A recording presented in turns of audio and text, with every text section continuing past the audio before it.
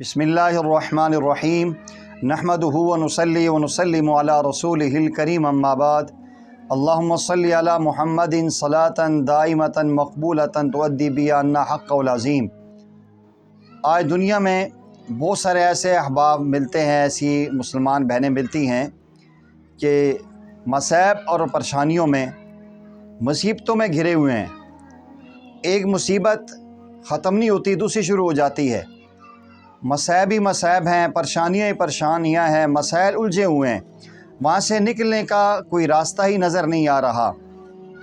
پریشانیاں ہر وقت دامنگیر ہوتی ہیں۔ ایسے لوگوں کے لیے جن کی پریشانیاں ختم ہونے کا نام نہ لیں، جن کے مسائل حل ہونے کا نام نہ لیں، جنہیں اپنی زندگی اجیرن نظر آ رہی ہو، ایسے احباب کے لیے قرآن کریم کا ایک بہترین، طاقتور، مضبوط ترین ایک وظیفہ میں لے کر حاضر ہوا ہوں۔ اللہ جل جلالہ کی اس دنیا میں سب سے محبوب ترین جگہ مساجد ہیں۔ پیارے آقا کریم صلی اللہ علیہ وسلم فرماتے ہیں احب البلاد الی اللہ مساجد ہوا، کہ اللہ جل جلالہ کے شہروں میں سب سے بہترین جگہ مسجدیں ہیں۔ تو جو انسان مسجد میں اللہ جل جلالہ سے تعلق رکھتا ہے، عبادات کرتا ہے، اللہ جل جلالہ اس کی عبادات کو قبول فرماتے ہیں۔ ایسے مرد اور خواتین جن کی مصیبتیں، پریشانیاں ختم ہونے کا نام نہیں لے رہی، جن کی زندگی میں خوشیاں گویا اڑ چکی ہیں، وہ قرآن کریم کے پارہ 29 کی سورہ جن کے پہلے رکوع کی آخری آیت مبارکہ وَأَنَّ الْمَسَاجِدَ لِلَّهِ فَلَا تَدْعُوا مَعَ اللَّهِ أَحَدًا وَأَنَّ الْمَسَاجِدَ لِلَّهِ فَلَا تَدْعُوا مَعَ اللَّهِ أَحَدًا۔ اس آیت مبارکہ کو 170 مرتبہ روزانہ پڑھیں اور اس کے بعد اللہ جل جلالہ سے دعا کریں۔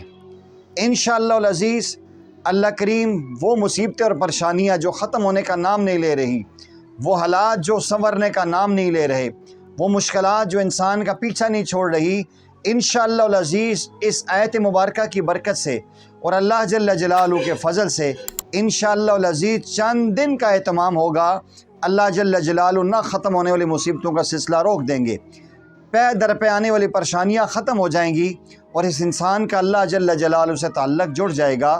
یاد رکھیے کہ اگر آپ یہ چاہتے ہیں آپ کے وظائف میں تاثیر پیدا ہو، آپ اللہ جل جلالہ کے محبوب بندے اور بندیاں بن جائیں، تو سب سے پہلے اللہ جل جلالہ کی محبت اپنے دل میں لائیں، اور اللہ تعالیٰ سے تعلق جڑتا ہے نماز کے ذریعے۔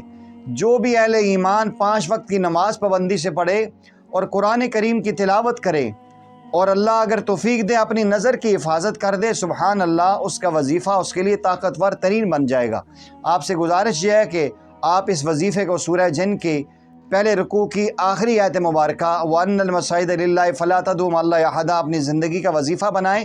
اور اگر آپ لوگ اس چینل پہ ابھی نئے ہیں، ابھی آپ نے اس کو دیکھا ہے، تو سب سے پہلے آپ اس چینل کو سبسکرائب کریں اور اس کو نیکی سمجھتے ہوئے آگے اپنے احباب میں شیئر کریں۔ ممکن ہے آپ کے ایک شیئر سے کسی کی مشکل حل ہو گئی، دنیا اور آخرت میں آپ کے لیے صدقہ ہوگا۔ وآخر دعوانا ان الحمد للہ رب العالمین۔